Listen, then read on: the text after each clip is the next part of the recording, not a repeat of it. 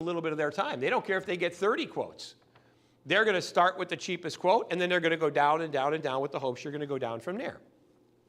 So now, though, they want you to give them all that information. You've given them everything you know. You've given them a quote, a price, process, list of materials, everything that they need to make a potential purchase from you, which potentially they may not have any money to do. But now you're at a point where you've given them everything. You've given them all of that information that they're requesting.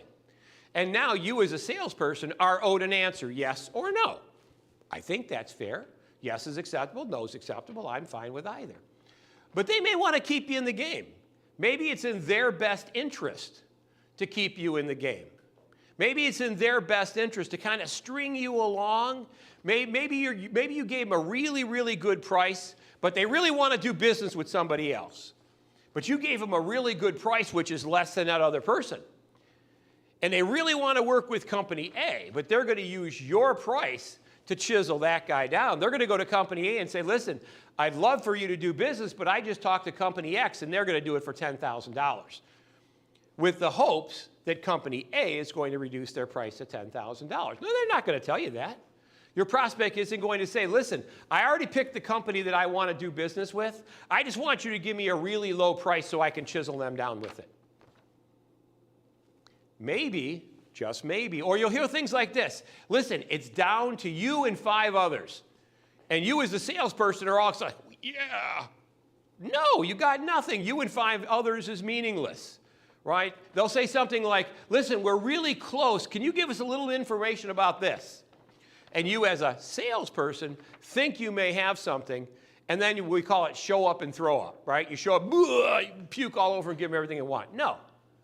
Because it's their best interest to keep you in the game, to string you along. And God forbid, they lie more. They lie more. Again, they're not bad people. But it's in your best interest to drag them along. Maybe you have a company and there's something that you want to do. Maybe you want to improve that. Here's one I just had recently. The clients and the employees of a company were upset with changes that were made to the health insurance. Right? They became sweeping. Deductibles are higher. Out-of-pockets are higher. The amount that the individual employees was paying was higher. They were just generally unhappy. So here's what the boss of the company said. Well, I'll start looking for better deals. And at that point in time, the employees were placated because the boss said, what? We're looking for a better deal. Well, 2 months later, when the employee started to get upset again because nothing had happened, he actually had somebody come in and do a presentation. Now, in reality, knowing what I knew, they weren't in a position to pay one more dime for their health insurance. This was all theater. And then 2 more months passed after that, and because nothing happened even after the presentation to the company, the employee started to get upset again. And you know what this guy did? Sent out a survey. He sent out a survey to the employees. What changes would you like to have in your health insurance? And what do they do? They're like, oh my God, he's asking us our input. 2 months after that, when the survey results were meaningless because they had no intention of changing it, you can see how this happens. There's reasons why people string you along, although you would think a yes or no is in their best interest. And now, because they've already given you potentially erroneous information, right? You've given them everything. You've done your unpaid consulting. Now when you go to close, they lie more. Hey, we're this close. I'm talking to the boss next week. Right, we're meeting, in Dallas next month, and blah, blah, blah, blah, blah. There's always something out there. And the last of the buyer's system for selling, if you want to take a stab what voicemail is, VM, voicemail. These are the people that responded all the time. They were very communicative. Every time you call them, they answered your phone call. Every time you requested something, they got it to you immediately. When they wanted your stuff, they're going to do everything in their power to make it easy for you to give them their stuff. But when it's time for them to make a commitment, voicemail. They go into the witness protection program. You can't find them, you can't do anything. The person that was always responsive in their email doesn't email you back. The person that always answers your calls always goes to voicemail. The person that always texts you right back, texts go unanswered. Now, do people occasionally make a sale like this? Of course they do. Right? Most people, this is the system that they're in. But this is the buyer's system for buying, not the seller's system for selling. The seller's system for selling, our system, is much stronger than that system because we have ways to inoculate every single step of it. But in the 10 Commandments of sales, thou must have a system for selling, at least as strong as their system for buying, or you're going to get killed. You're going to get killed. And I will tell you, projecting as I'm projecting now, the next 12 months, I will believe that will be even much more challenging, even during the time of COVID. Because when kind of the world was locked down, the wheels of business ground to a halt. Now that the world is open, you would think everything would be running at full bore. It's not. And now with inflation and pricing pressures and all the other things that we as salespeople are going to be facing, I'm encouraging people to get ready. It's going to be a rocky ride. Okay? Thou shalt not worship money. Thou shalt not worship money. Thou shalt worship the value that money gives. Thou shalt not worship money. And the mistake a lot of people, I think, believe that if they're successful in sales or successful in business or successful in life and have been fortunate enough to accumulate wealth or power, prestige, you get to pick the term, that diminishes them in some way. And here's what I've always believed. I've never seen a homeless person hire anyone. Now, that doesn't mean that good or bad. I'm just making what I believe is a legitimate statement. The people who I know that hire people are the people that have means that an employee or another person could provide value with. So it's not the love of money, even if you go to the Bible. Right? Money is not the root of all evil. Love of money is the root of all evil. But if you watch people that have been very wealthy and they make enormous endowments to hospitals that help children and charities and food banks and all the things that are out there, without their ability, without their involvement, without their contribution, none of these things would happen. Why? Because your average homeless person, again, I'm not making a value judgment, but your average homeless person doesn't give $10 million to build a new cancer wing that could potentially save how many thousands and tens of thousands of lives over the course of its life cycle. The love of money is bad. Money, however, gives you choices. It gives you choices. It gives you the ability to make choices. So in our 10 Commandments of sales, it's not money being the root of all evil, it's the love of money. But most people have a very difficult situation, right? Much of how they grew up. What did they hear as a child? What do you think? I'm made of money? Do you think I have a money tree in the backyard? And we hear versions of that in language like that, and that kind of corrupts how we think of it as adults. You need to have a relationship with money that sees it as a tool. No different than a fax machine or a computer. It's just a tool that will help you get to your means. It'll help you get to the end of what you ultimately want to do. So our first two, and by the way, these aren't in any particular order. Our first 2 commandments of sales. Number 1, you have to have a system for selling, at least as strong as their system for buying, or you're going to get killed. And by the way, this doesn't make any difference. Regardless of what you sell, everybody sells something. Nothing happens until somebody sells something. And I've had people say, well, I'm a lawyer, I'm a doctor, I'm an architect, I'm a CPA, we don't sell anything. Of course you do. Of course you do. If you're an architect, before you design that amazing building, you have to have somebody sign the dotted line to hire you to do that amazing building. You could be the greatest lawyer on the face of the earth. Until that person retains you as their services, there's a sale being made. And that's why when we look at our number 2, the love of money is bad, not money itself. That's why we did a session a few weeks ago where we talked about pricing, how to set your pricing. how to have a healthy and robust financial situation, especially now when we see inflation going off the charts. And yet many people are very reluctant, and to some degree, probably, in raising their prices, cutting back their offerings, but still maintaining the same thing. You know, I love what we picked. I got some Raisin Bran. I like breakfast cereal. I'm a 4-year-old still. And Janet got Raisin Bran. Now, I will tell you, in the Zavis household, I don't see any of this stuff. Stuff comes in, and it just miraculously goes in these matching plastic containers because Mrs. Zavis likes continuity, right? She likes, and so we have all these same containers, all exactly the same size, with varying degrees of contents in there. But it looks pretty, right? It looks pretty. I mean, it looks like a hospital. And I actually happened to see, about a week ago, the Raisin Bran. Now, when I see generally Raisin Bran, it's in a plastic container. It looks like Raisin Bran. It's got flakes. It's got raisins. Raisin Bran. I actually saw the box that the Raisin Bran came in. And I commented, I go, are you buying like the single serving boxes now? And she says, no. I said, because when my mom bought Raisin Bran, it was like this big and this wide and this thick and had a cool toy in it or something. You know, this thing was like this high and this wide and this skinny.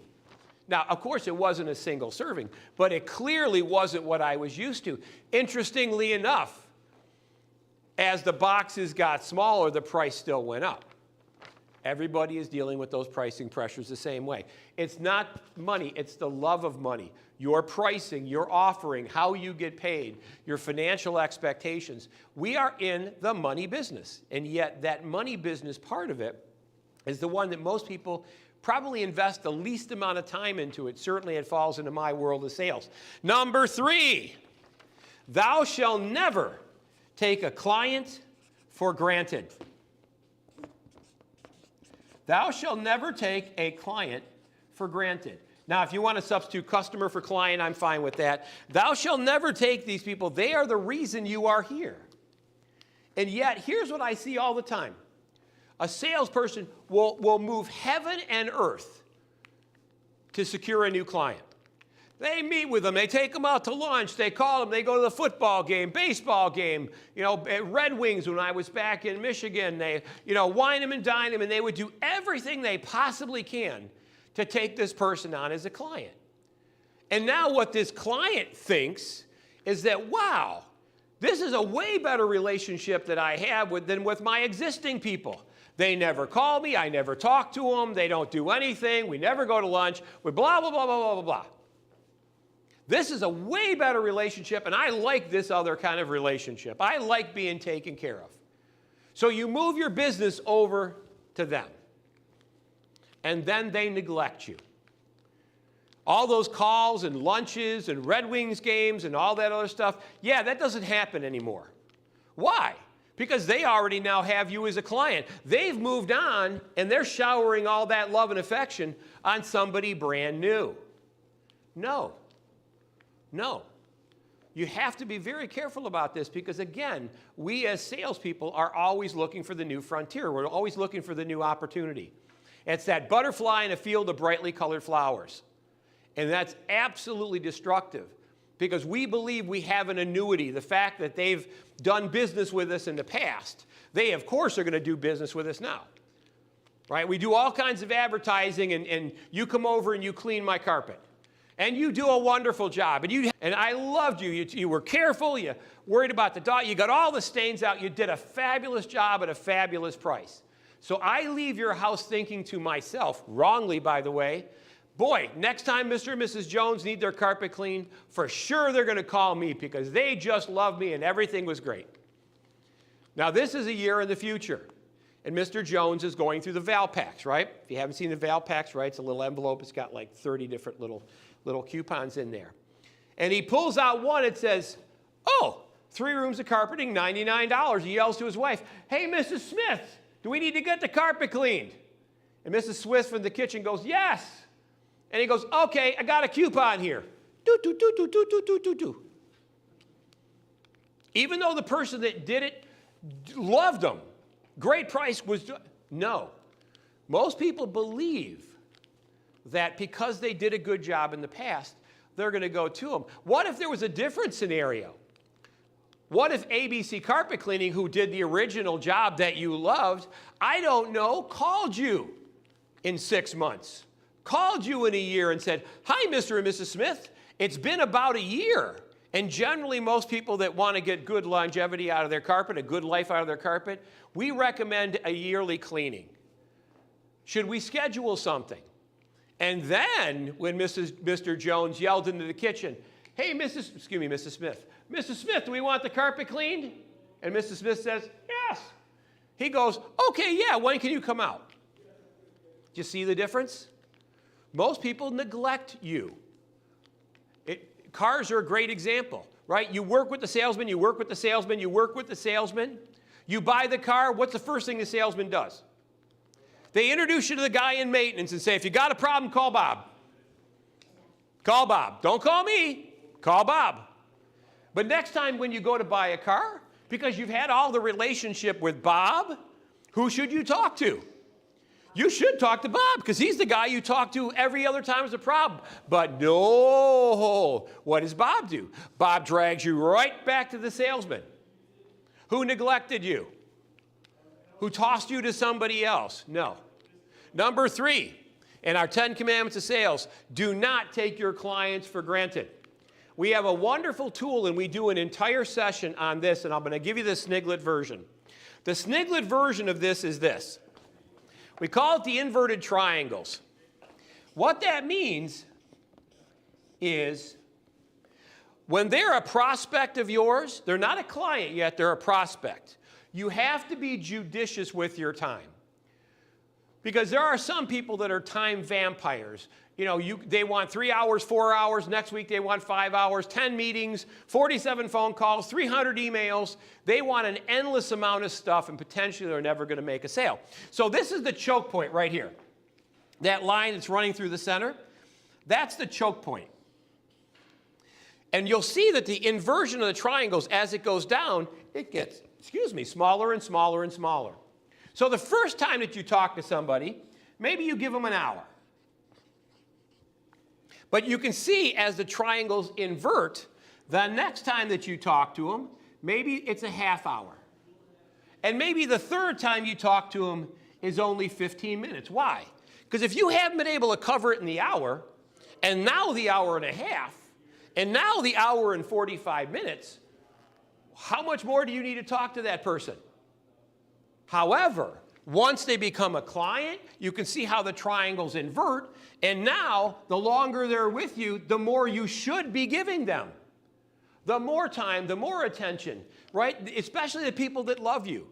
They love you. They are your best resource, your referrals, introductions, if you ask properly, but most people don't, because most people have this.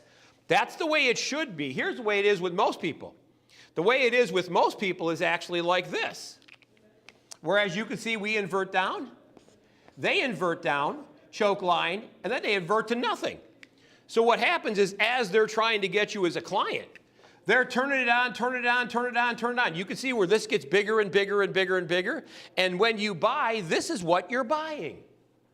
This is what you're buying. You're buying all this love and affection and attention and cool stuff and a new buddy. And now you make the sale, and now you get less and less and less and less until eventually you get nothing. You get nothing. If you have a problem, they don't send you to your salesperson. They send you to customer service.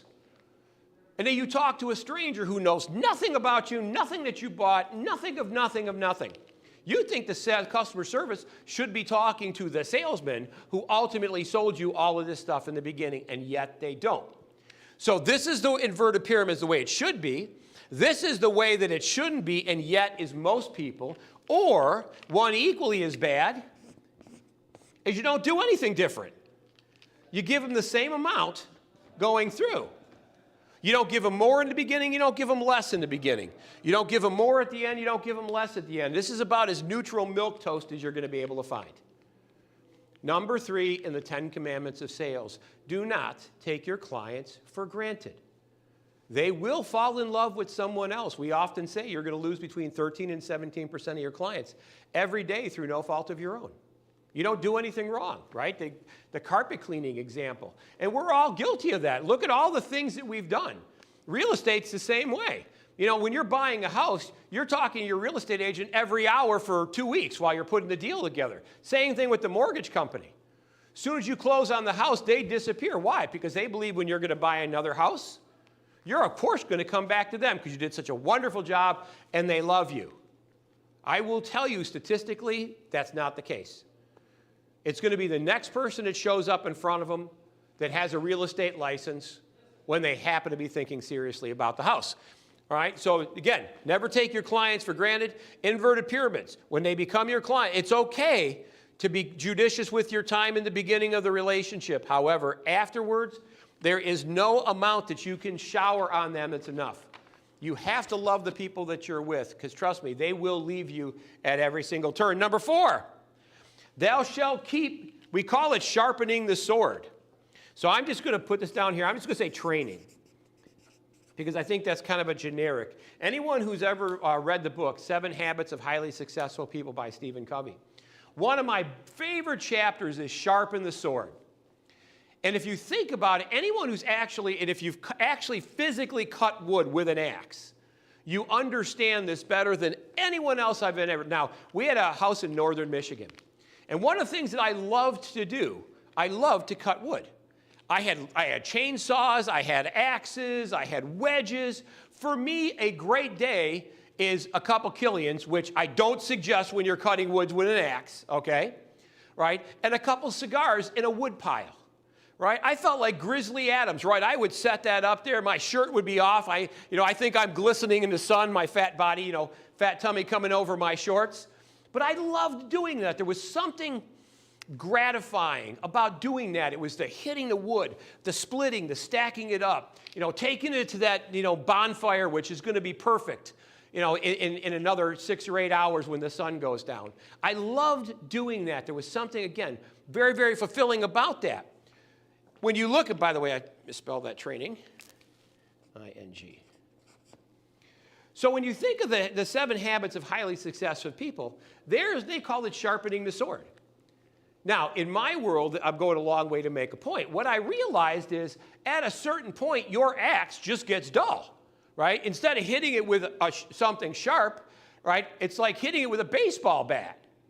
So every so often, when you feel this additional resistance, it's clear your axe isn't going to be as sharp as it was. You would stop, sharpen up the axe a little bit, and go back to cutting. And then it would cut very smoothly and cleanly until the next time you realized it. Sharpening the sword. In our world, the 10 commandments of training. Number 4 is training, mentoring, coaching, getting better. We talk about the 3 investments. The 3 investments. Investment number 1, your health and fitness. That is the number 1 investment for you. You sell like you feel. If you feel like a Ferrari, you'll sell like a Ferrari. If you feel like a minivan, you'll sell like a minivan. If you feel like a dump truck, you're going to sell like a dump truck. So your first investment has got to be your health and wellness. You are the engine. And that's why I see so many people, especially during the time of COVID, at 2 o'clock, they just kind of check out. Now, they only started their day at 9 o'clock, and I see this frequently. I'll talk to somebody and say, yeah, I'll get to it tomorrow. I'm like, it's 2:30. They're like, well, yeah, but I'm gonna call an early day. Wasn't yesterday an early day, and the day before yesterday an early day, and didn't you have early days all last week? No. The second investment, by the way, is skills that will help you increase your income. Get your real estate license. Get your life and health license. Sell multi-level marketing. I don't care what it is. The skills that will increase your income have to be the second investment. Most people, we went to school, some went to college, and as far as you're concerned, that's it. I learned everything that I need to know. What I knew 20 years ago is all I need to know. Well, you show me the industry where what you were doing 20 years ago, you're still doing today the exact same way. I can't really legitimately think of any. And by the way, 20 years ago, think about that. 20 years ago from now was the 2000s, 2002. It seems like it's a million years when you say 20 years, but you're still in the 2000s. Sharpen your sword. Invest in your training, your coaching, your mentoring. You've got to be focused on the skills that will help you increase your income. Now, and it may not even be in your industry. We frequently say, every successful person I have ever met in my life has resources coming in through many different areas. We call it a revenue mind map, is the phraseology that we say. Simone, you want to catch the door for a second? I don't know if it's bleeding into the mic. The revenue mind map basically says is every successful person makes money from lots of different directions. Look at Tiger Woods. He always made more money from his endorsements than he ever made from the PGA, and yet he was very successful in golf. His endorsements with Nike and Buick and all the other ones that he did. You know, it's the entertainer that has a line of perfume. It's the actress that has a line of clothing. It's the person that writes 3 and 4 and 5 different books. Money coming in from lots of different venues. Because when one turns off, one turns on. When one turns on, one turns off. When this one is strong, this one is weak. When this one is weak, this one is strong. And you can see the illustration for this when you look at the abstract is somebody losing their job. Now, I will tell you right up front, if I lose a client ever, I take it personally. I take it personally because I never want to lose a client. I love my clients. I am so blessed that they think enough about me to stay as my client. But if you look at the people when they have their job and they only have their one source of income, and they get fired, what do? They jump out of buildings, they grab a rifle and start shooting. They go nuts. But if you've got 5 or 6 or 7 resources, revenue streams that are coming into you, and one shuts off, and again, nobody likes it to shut off, but it's much less impactful than if the one and only one that you have shuts off. So, number 4 in our 10 commandments of sales, be committed to your training, be committed to your personal improvement. And that's everything. That's your health, your fitness, your appearance. You know, you're the book. This is what people see. And yet I talk to people all the time, and they look like they got out of bed. I can't tell you how many times I go into businesses. And I see these people, and I go, did you guys really, you guys slept here, right? Of course, you got to have cots in the back. You must have. I'll give you the best example before I move on. I'm at a client, and by the way, to me, I believe there's nothing more formal than asking somebody for their money. That's my opinion, not shared by everyone, but that's my opinion. I don't think there's anything more formal than asking somebody for their money. It would be like you wearing a tie to go to an interview, or if you're going to get a bank loan for your business or whatever, you're going to take it seriously. I also believe that you never know if the next person you might meet might change your life. And I use the illustration that there was a moment before you met your spouse. There was 1 second before you met them. And yet after you did, there was a moment, before your child was born, where at that point in time you didn't have children. You were pregnant, but you didn't have children. The moment before you met your best friend, before you met your boss, there was a moment before all of these life-changing events happened. Be ready for them. Be ready for them. And that's why when you understand the idea of that training, you never know if the next person's going to be, is going to be able to change your world. And yet, all too many times, people kind of, hap dance through life. So I'm at this company, and we're talking, and again, and these are kids, and this is what they're wearing: shorts, flip-flops, T-shirts, halter tops, like those muscle shirt kind of things. I mean, it was as informal as you could possibly imagine. And I commented to the guy who was the VP of sales, and this is what he says. Keep in mind, flip-flops, shorts, tank tops, T-shirts. Here's what he says. After I comment about the dress, he says, you should see us on Casual Friday.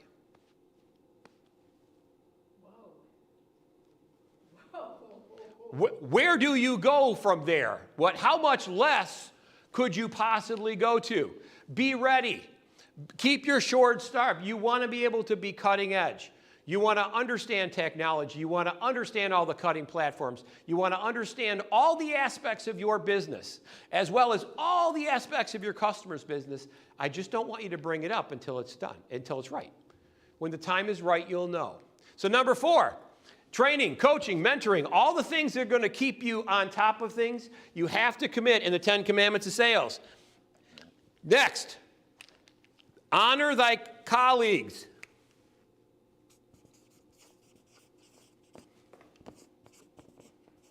I don't know how to spell colleagues. Let me see how to do it. E-A-G-U-E-S. Right? E-A-G-U-E-S. This says colleagues. So whenever you write it on yours, make sure you write it right. Honor your colleagues. We live in a world where people are so focused on where they believe the money, right? You always hear the follow the money, which, by the way, is probably a good analogy nowadays if you're trying to investigate. But there's a whole world of people around that maybe you're not going to get a dime from, and yet have an incredible impact on your life. You know, I love investing time with someone who potentially is never a client for me. I'll be at a networking event, I'll be at an airport, I'll strike up a conversation with somebody, and very early on, they're retired, that, you know, blah, blah, blah, they've been out of business for a long time. All the things that I bring, sales and business improvement, enhanced profitability, they don't give a damn about. And most people, when they don't have a selling situation, especially if they're in sales, they're gonna avoid that like the plague. Thank you very much, hey, great, gotta go, bye, busy. Now, I believe that every person has special magic. And I believe that if you invest enough time with them, they will find a way willingly to help you. Willingly to help you. I'll give you the greatest example. I strike up a conversation, this is almost 20 years ago, in an airport, interestingly enough, with a retired husband and wife. And for a half hour, we talked about everything under the sun, kids and fishing and music and blah, blah, blah, and the crappy airline system and everything under the sun. And it was interesting that literally after 55 minutes of talking, this is what the guy says. He goes, you know what? It occurs to me my son is VP of sales for Lear Seating. Would he be someone you'd want to be introduced to? And I was like, absolutely. So here's what he did in the airport. Now, this is a guy that I would have had to fight to be able to get an audience in front of, because this is when I was very young in my training and coaching. He calls and he says, hey, there's going to be a guy named Don calling you next week. I'm talking to him at the airport.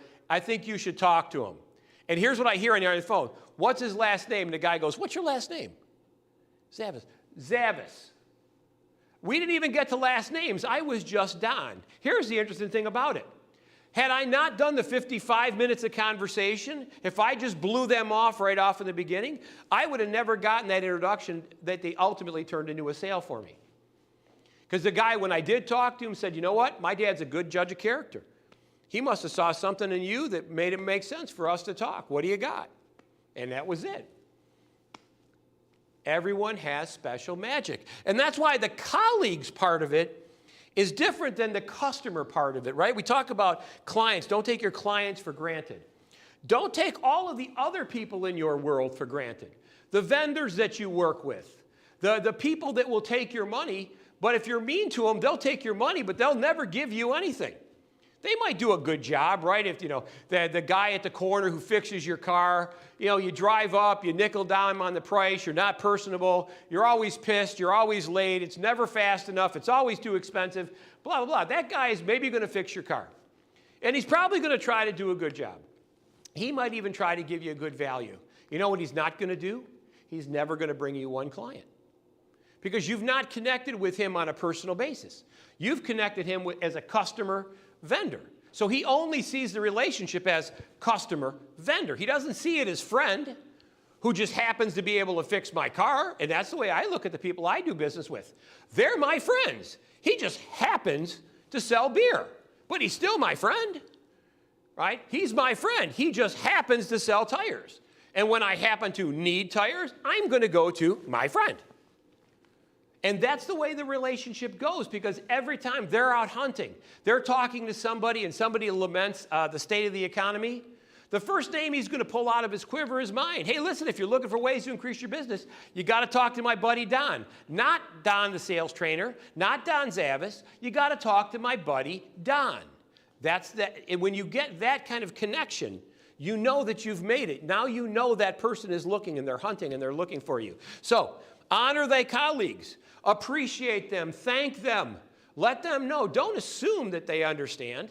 You have to go out of your way, sometimes far more than what most people like. If the people in your world don't really believe that you love them, then they're not going to be in your world for long.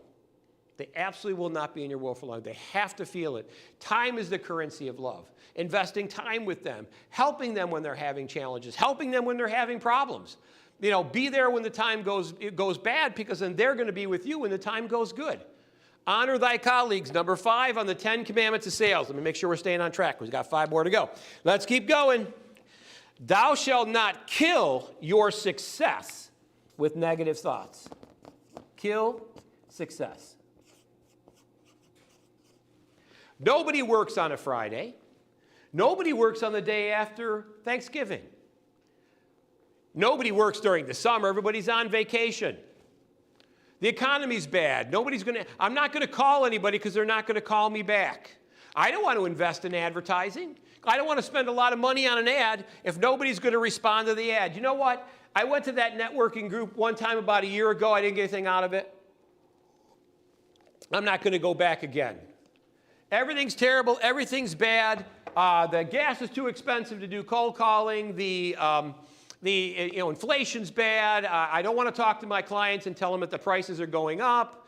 I can't talk to my boss about a raise. We're not going to go to Disney World, kids, this year. Maybe next year, we hope. Unfortunately, by the time next year, their kids are going to be 25 years old, and they're not going to want to go to Disney World with you, which is the greatest sadness of all. So the idea of you kill your success with your negative thoughts. If you believe it's bad, it's bad. If you believe it's good, it's good. Now, that doesn't mean it's not challenging. That doesn't mean it's not hard. I told people all through COVID, you may have to do twice as much as you ever did before. You may have to invest twice as much as you did before to potentially get the same results. So that might mean if you're spending $1,000 on advertising, you might have to spend $2,000 on advertising. If you made 10 prospecting calls a day, well, maybe you might have to make 20 prospecting calls a day to get the same results that you were getting. But you will get results that are manifested by your behaviors and efforts. We often say, you can't control who buys. Nobody can. You can't arm wrestle them to the ground and force them to sign on the dotted line. But you can control the behaviors that create a buying environment. Prospecting, going out in the world, advertising, marketing, social media, all of the myriads of ways you can communicate your value proposition. And yet most people seemingly want to keep their business a secret.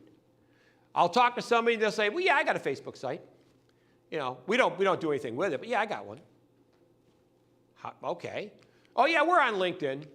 Yeah, we maybe do a post maybe once a month. Yeah, we were thinking about doing some advertising, but it was kind of expensive. You know what?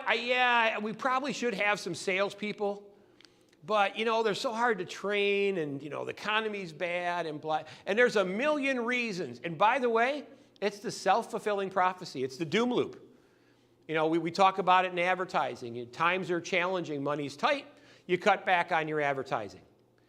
Because you've cut back on your advertising, now even less people know you exist, and now you even have less money. So then you cut more back on your advertising. And as a result, even more people don't know you exist. And you create this doom loop. And not surprisingly, at the end means the failure of your business. No, you kill your success. If you believe it's bad, it is. If you believe it's good, and again, I'm not saying it's not challenging. You may have to work harder to get the same results, but you can get the same results. And God forbid you work even a little bit harder, and you might have an improvement. Business is hard. Getting rich is hard. Making sales is hard. You're frequently alone. You're frequently with people who, don't want to buy from you. They don't, not even a discount. They want it for free, and they want you to pay them for it on top of that. And yet, the successful people think successfully. You go back during the Depression. Millionaires were made during the Depression. How is that possible? Right? When you had the real estate fallout of 2008, when you had the dot-com fallout, when you have whatever the COVID fallout, with whatever we're going to have in the future here with inflation gone rampant. Despite challenging circumstances, People were still developing successful ideas. There was somebody who came up with Uber. To this very day, I kick myself in the ass. I should have thought of that. I should have thought of that. Right? I should have thought of DoorDash. In my family, we call it Dad Dash. My wife and daughters give me the orders. Dad goes to Dash, and they come back. All right? If you look at all the things that were created, I should have thought of those because I'm a smart guy. But I wasn't smart like that. I remember in the mid, 2005, 2006, I remember somebody telling me, there will never be another internet millionaire. Everything that could be created has been created.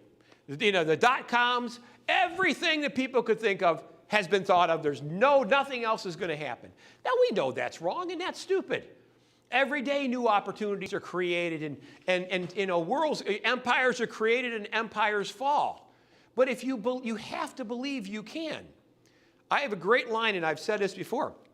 I think I'll take a picture of it and put it on social media. I have a little card.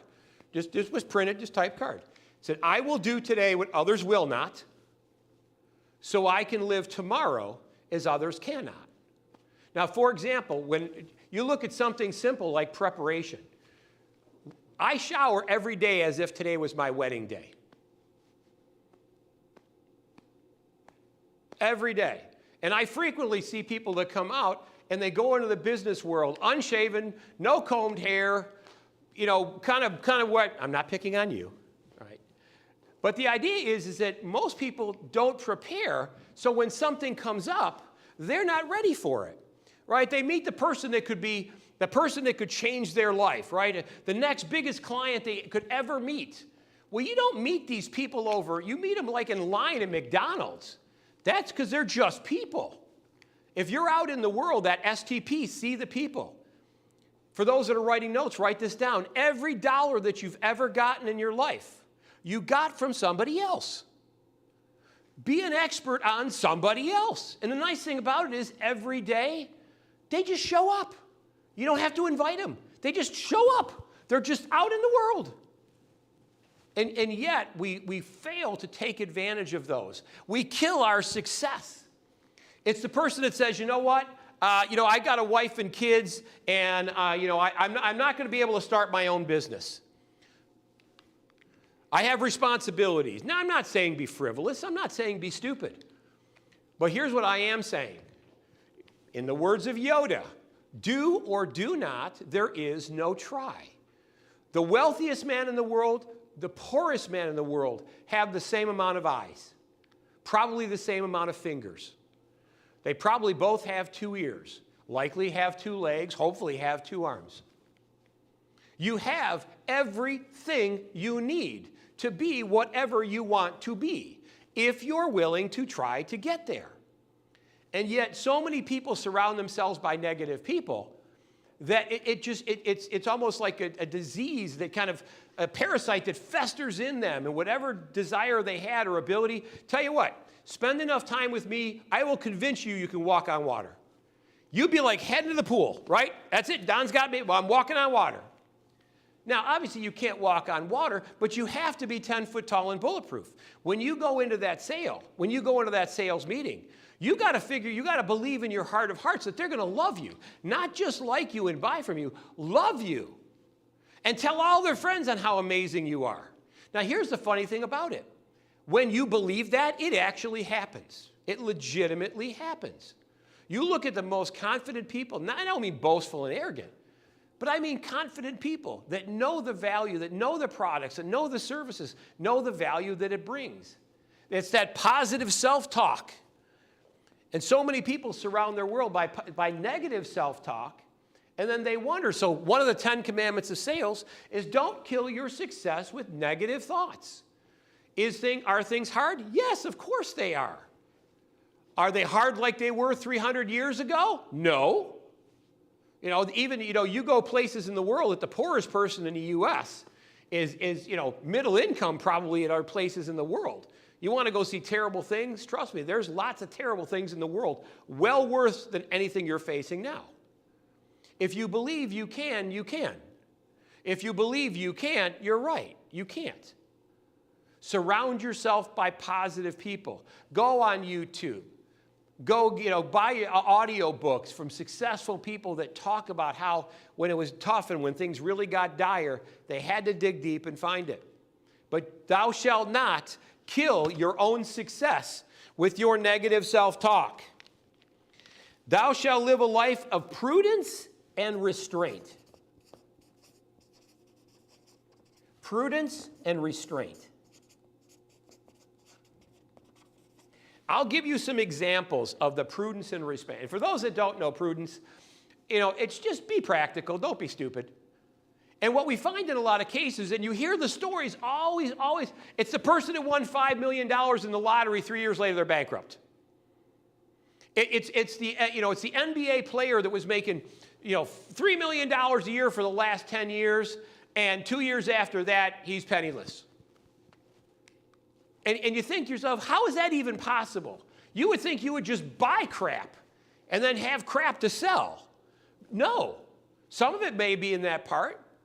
The prudence and restraint, one of the things that I find, and you'll hear me say this more frequently, because up to this point in our coaching and training, I can teach you how to sell more. I can give you the means and the mechanisms and the direction and the suggestions of ways to enhance and increase your business. Right? So most of our clients double and triple their business because we find the little edges that we can build upon. So I can help you make more money. Here's what I can't do. I can't help you keep it. And that's why I suggest and am suggesting now in this post-COVID world, get a financial planner. Get somebody who understands money. Have somebody to bounce ideas for. You might think it makes sense to invest in a cattle ranch. Right? You always want to be a farmer. And I like hamburgers. Hey, it's a match made in heaven. No. You may not be a very good cattle rancher. Right? It may not be a good idea to give $1 million to your nephew. Right? Because he's got some half-cocked idea that sounds good. No. Now, I'm not saying you don't help your family. I don't want to get feedback on that. What I am saying, though, is I'm saying prudence and restraint. Just because you can doesn't mean you do. And I find people, especially ones that get a better relationship with money, the first thing they do when they start getting it is throw themselves in debt beyond their highest dreams. That's why I liked, you look at Warren Buffett and you look at a lot of very successful people, and they live in the same house, that they bought 20 years ago when they had, very meager means. I love some of the pictures, at the time when you look at Billy Graham, who was very influential with my family when I was much, much younger. And when you look at Billy Graham's house, he lived in a very modest 3-bedroom house. His entire life, even when he had a global ministry, millions of people listened to him on a weekly basis at a time when 1 million people was a lot. And all through his life, he lived a life of prudence and restraint. The same house that he raised his kids. Now you look at a lot of the televangelists, and they've got, $20 million compounds, 13,000 square foot houses. I think to myself, how is that the greater glory of God again? Prudence and restraint. Just because you can doesn't mean you do. And that really separates a lot of successful salespeople from unsuccessful salespeople. Because as they start to make more in sales and as they start to do better, they also start to spin off on the wrong direction. That's why we put it into this particular session, because those things are important. There's an idea that in living between, within your, and again, look at me. I'm a product of the 80s, right? The go-go 80s, right? Where you had the Reagan era, and if you've seen the movie Wall Street, and I bought into that hook, line, and sinker.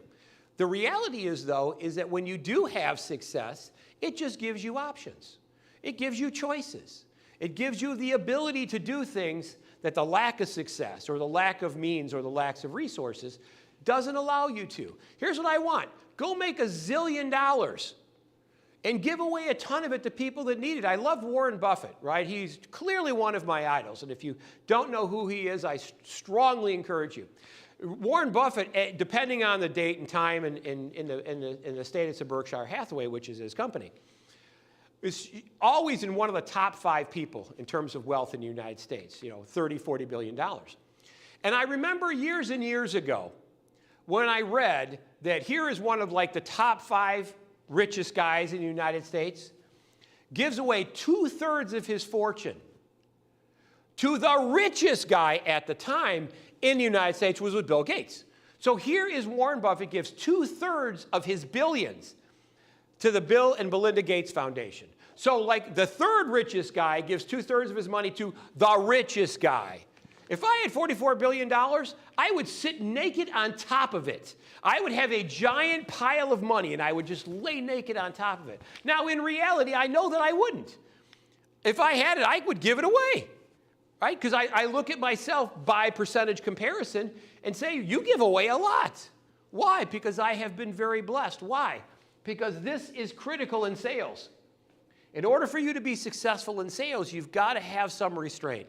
You've got to have some prudence, and I tell people all the time, you're going to be like that NBA player. You're going to be like that person who won the lottery. You're going to be like the, MC Hammer that made $76 million one year and made 1/10 of that the next year. How do you survive? Are you like a squirrel? You put your acorns away for the tough times? Who knows? I'm sure MC Hammer wish he would have done that. Let's keep going. Prudence and restraint. Number 9. Oh, no, I'm sorry. Number 8. Number 8. Thou shalt not lie, cheat, or steal. Now that kind of makes sense. I think everybody gets that. That even deserves to be on the regular 10 Commandments. Thou shalt not lie, cheat, or steal. And I say that in every session. I will never teach you to lie, cheat, or steal. However, I will teach you to color right up to the line. And I think a lot of people don't understand what that actually means, coloring right up to the line. It's interesting that there's an analogy that says, my right to swing my fist ends at your nose. My right to swing my fist ends at your nose. And I believe that it's okay in all business, right? Because if you were, and I'm not saying don't be honest. You have to be honest. I don't believe that you ever get anywhere with being dishonest, lie, cheating, and stealing. But most people don't do anything, or they feel the need to be so overwhelmingly honest, and I'm not saying that there's an overwhelming honest factor. But I believe it's okay to color up to the line, as long as you stay within the line. So you never lie, cheat, and steal? Of course not, right? That's never acceptable. But most people don't do anything. They make value judgments that are so big. I can't work for this company because I don't like the politics of the CEO. Well, here's the reality. Hold your breath. You're probably going to have a new one pretty soon. They're going to go in an entirely different direction. I don't like this because this company invests in China. I don't like this because this company invests in offshore oil drilling. I don't like this company because they don't make enough electric cars.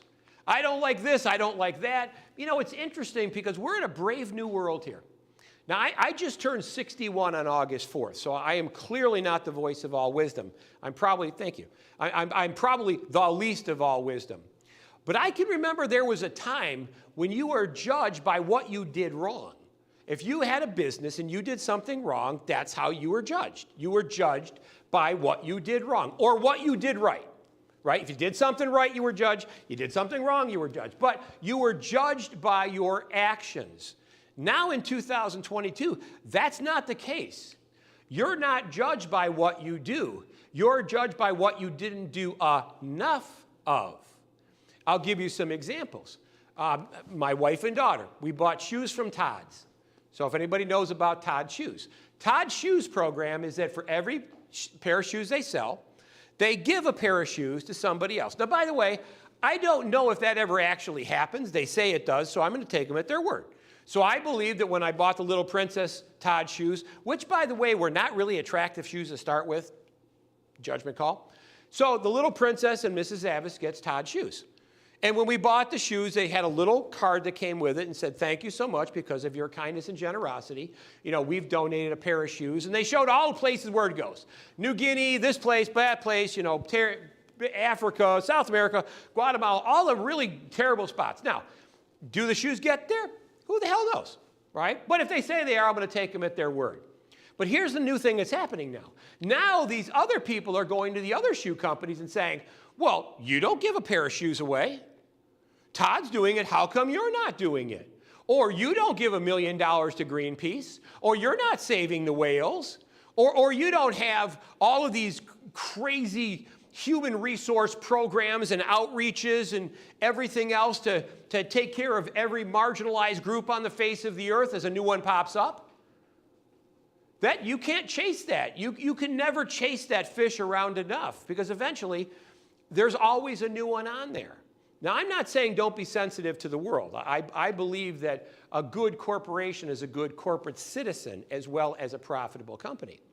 But the problem being is, again, now we're in this no lie, cheat, or steal, but we're also in a situation where you're judged by what you didn't do or what you didn't do enough of. So how can you fight that battle on every single front? You can't. You can't be everything to everybody in every group of every, no. But I do believe you should take a stand. I do believe because you will be judged, like it or not, for what you do and unfortunately for what you do not. So for those companies that are prudent and are logical and are forward thinking, you better have a very, very clearly defined position on these things, because if you don't, you're going to get killed. And nowadays, people, again, 20, 30, 40 years ago, if they came to your restaurant and they didn't like your food, they just never came back, right? They just never came back. Nowadays, if somebody doesn't like you, their goal is to cripple you, to kill you, to push you out of business. Gone are the days where you just didn't go back. If your friend said, hey, what do you think about this restaurant? And you said, yeah, I really didn't have a good experience. Now, if you say something that the world doesn't like, you are to be crushed.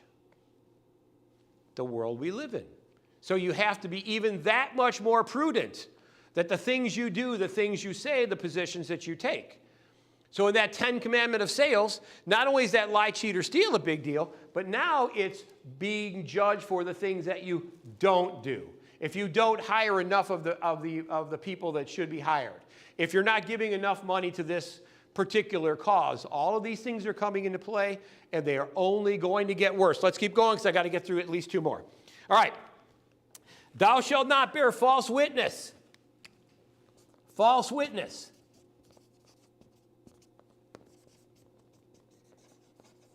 It's interesting because we just came out of a political, a political time. Certainly here in Arizona. But at our main office back in Michigan and in San Diego, it was no different. There were primaries. There were people moving in, people moving out. I think anyone who's gone to their mailbox in the last month or two, right? You've got, this pile of political stuff. If you've got a cell phone or smartphone, we're all inundated with political messages. You see them on television. One person is vilifying the other person. The other person is vilifying the other person, right? They're taking something that they said 5 years ago, taking it out of context and using those 4 words. And that's the statement. That's what they said. No, that was part of a larger statement where the larger statement could totally change the 4 words that you pulled out. But no, they're not going to do that. They're going to say things. They're going to vilify.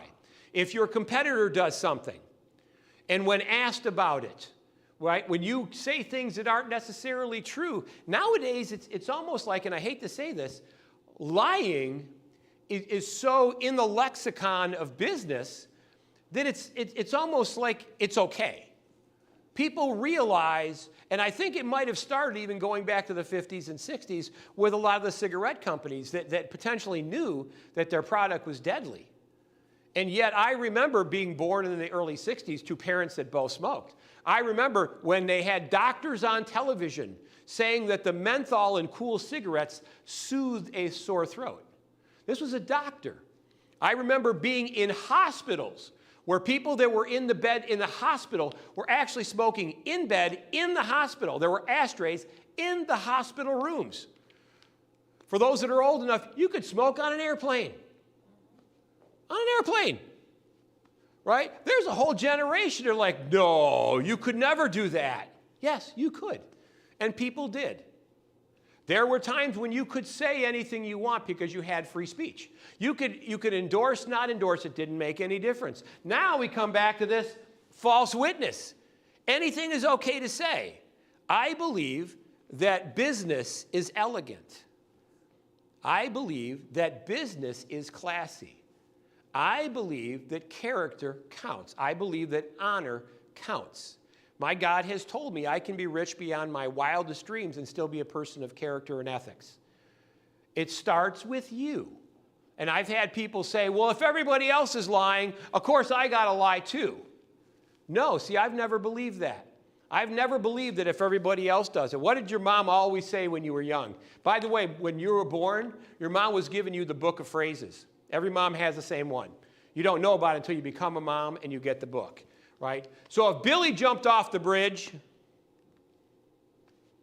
are you going to also? Just because, but again, I don't believe that. I believe in my 10 commandments of sales. You can be ethical. You can be a person of character. You can be honest, right? I don't mean stupid, but I think you can be generally honest about all the things that are out there. The bearing false witness is you have to, absolutely positively, what you say you have to mean.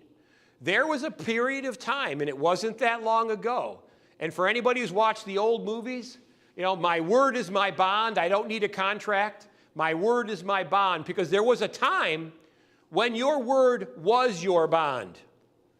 Nowadays, I've signed 40-page contracts and still ended up in court because it said and as opposed to or. Out of 40 pages, really, and as opposed to or. What about the word is your bond? I believe that it needs to start with you. I believe that sales, certainly business, is elegant and classy. That was number 9 on the 10 commandments of sales. Let's do the last one, and then we'll do a quick review of all of them. Thou shalt not covet thy neighbor's goods. Covet. Great line, by the way. Neighbor's goods. There was a period of time kids were getting shot for tennis shoes. Probably still happens today. You don't hear about it as much because it's probably not as sexy as all the other reasons people are getting shot. But there was a time people got shot for tennis shoes. You had the new Air Jordans. People got shot because they wanted to steal your car, steal your bike. The dollar I got was taken from you. So the dollar I get, you don't get. In our 10 commandments of sales, that's not that case. I believe we live in a world of abundance. I believe that there's enough for everyone to be. I think there's an abundant amount. I think there's an endless amount of sunsets, sunrises, laughter, happy times, money, business, sales, prospects, whatever you want. I believe there's an abundant amount of those. And when you go into the world with that abundance philosophy, I believe that it will come back to you many times over. And that's why we've included the 10 commandments of sales. But there's a lot of people out there that believe, rightly or wrongly, that my success or someone else's success contributes to their lack of success.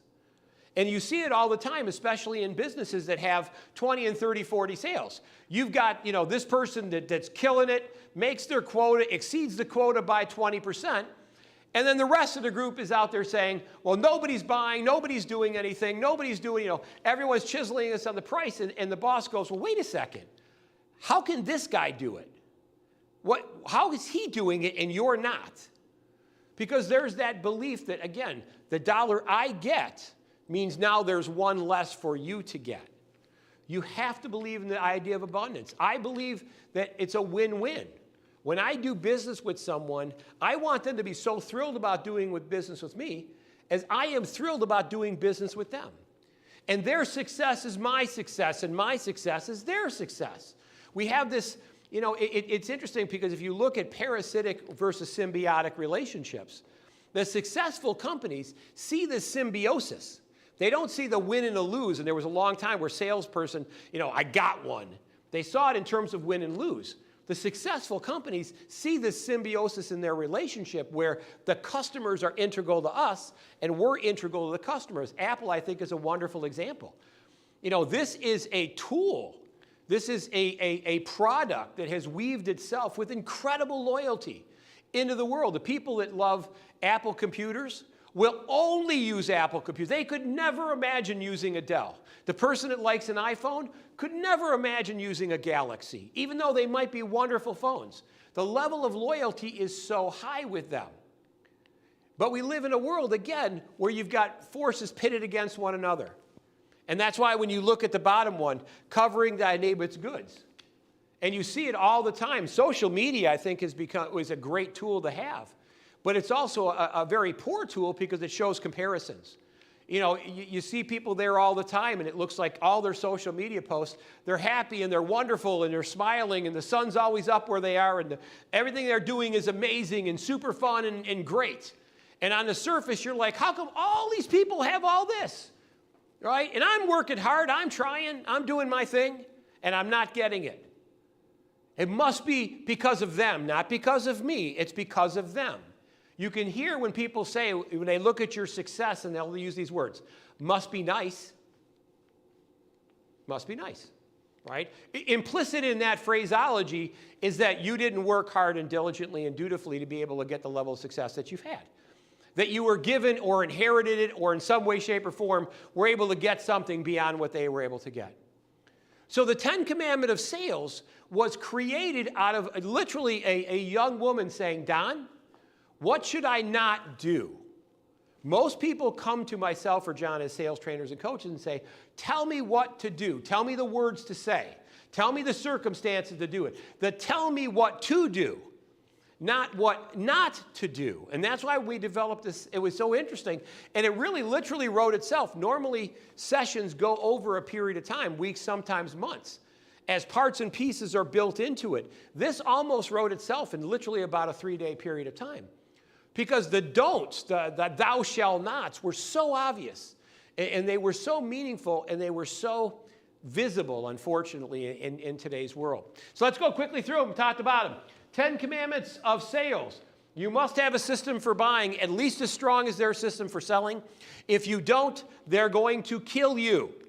Now, do occasionally sales are made with the buyer system? Yes, they are. But they're generally less profitable and far more cumbersome.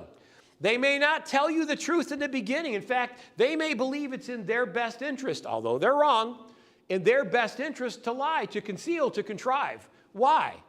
Because we want to make sure that they don't give us any information that's going to hurt us.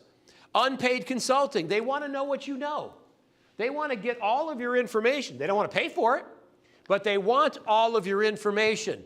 And then, God forbid, you get to this point, and then they might want to keep you on, right? They might want to drag it a little bit longer, right? They may want to have a situation happen where maybe it makes sense to keep you kind of strung along the line, and then when they get what they want, they disappear. They've gotten what they need. They don't need you. They'll pop up when they're ready to pop up. Number 2, it's the love of money that's bad. You have to have a relationship. We are in the money business. Most of us aren't in charities, but now even charities are in the money business because a charity, a nonprofit, doesn't mean non-money. Charities have lots and lots and lots of money. It's the love of money that is the negative, but money gives you choices. It gives you the ability to do nice things for the people that you love. By the way, it also gives you the ability to do nice people to people you don't even know. Complete and total strangers that your success, the blessings you've had, will have a positive impact on their life. Never take a client for granted. There is an unlimited, when you look at the inverted triangles, I want you to be judicious with your time on a diminishing basis in the beginning of a relationship, but once they become your client, you can't shower enough love and appreciation on them. And yet most people just neglect them. They just neglect them. Number 4, training, coaching, mentoring. All the things that are going to hire, the sharpening the sword. All the things that you're going to do, which are going to give you the ability to be better at whatever that is. So, getting your real estate license, getting your life and health license, a side gig, multi-level marketing. There are tons and tons of these things out there, and all of them will give you additional revenue streams that will help you as things turn on and turn off. Honor your colleagues. Not your customers, your colleagues, the people that you believe can't do anything for you. And because they probably can't do anything for you doesn't mean they don't know someone who could do something for you. You have to love the people that are around you. You have to let them know how much you appreciate them. Never take them for granted. That's why we say honor them. It's a privilege to have wonderful people in your life. We're social creatures. And it's interesting that I've had people when we do certain sessions where we talk about friends, and I'll say put down the name of 10 friends. Real friends, not just random acquaintances that you wave to in the neighborhood and their name is Bob. People that if you called, here by the way, if you're ever looking for the Don Zavis version of what a friend is, the Don Zavis version of what a friend is, if I call you at 3 o'clock in the morning and say I need you, your first question is, where are you? Not, why do you need me? Where are you?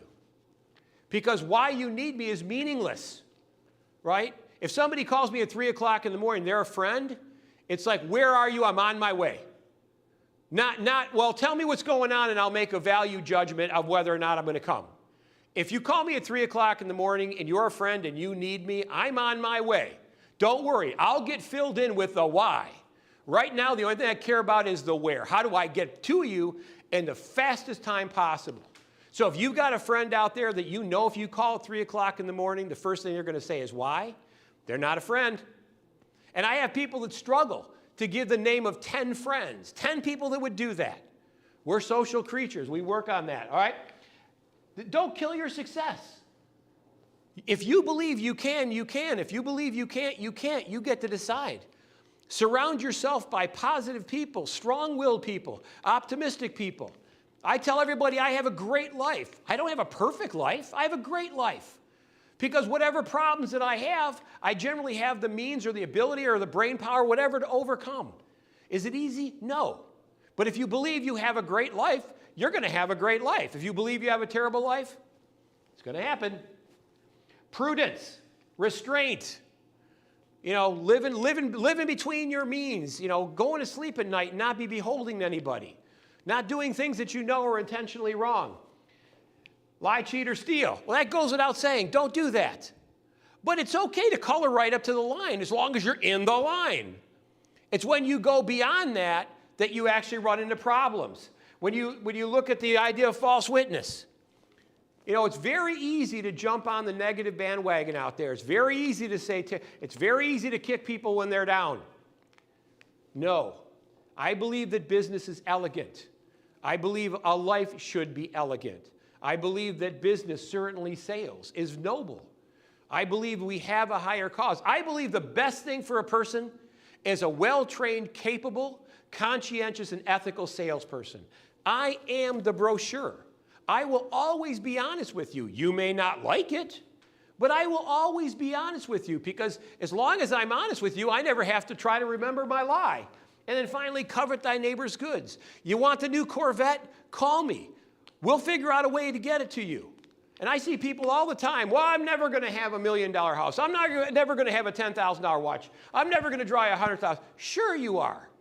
Sure you are. If you want it, we'll get you there. You just have to want it. And I can't want it for you more than you want it for yourself. So the 10 commandments of sales are the do-nots in the world that we have. And as I always say as we close up for today's session, and by the way, John will hopefully be joining me next week, right? He's just kind of on the tail end of dealing with the recovery part of his foot that allows him to kind of go out in the world. So we'll see. He's actually going this morning. He's going to see the surgeon again. So hopefully we'll get a good bill of health later. So anyways, it's an absolute privilege to be doing this. And I tell everyone, the commitment that you make for your sales education will come back to you many times over. The investment you make, the time that you invest will come back to you many times over. You just have to be willing to do that. So on behalf of my partner in crime, John Wechter, who's not here, I'm Don Zavis, National Sales Trainer, Sales Coach, International Keynote Speaker, and I wish you good selling. Bye-bye, everybody.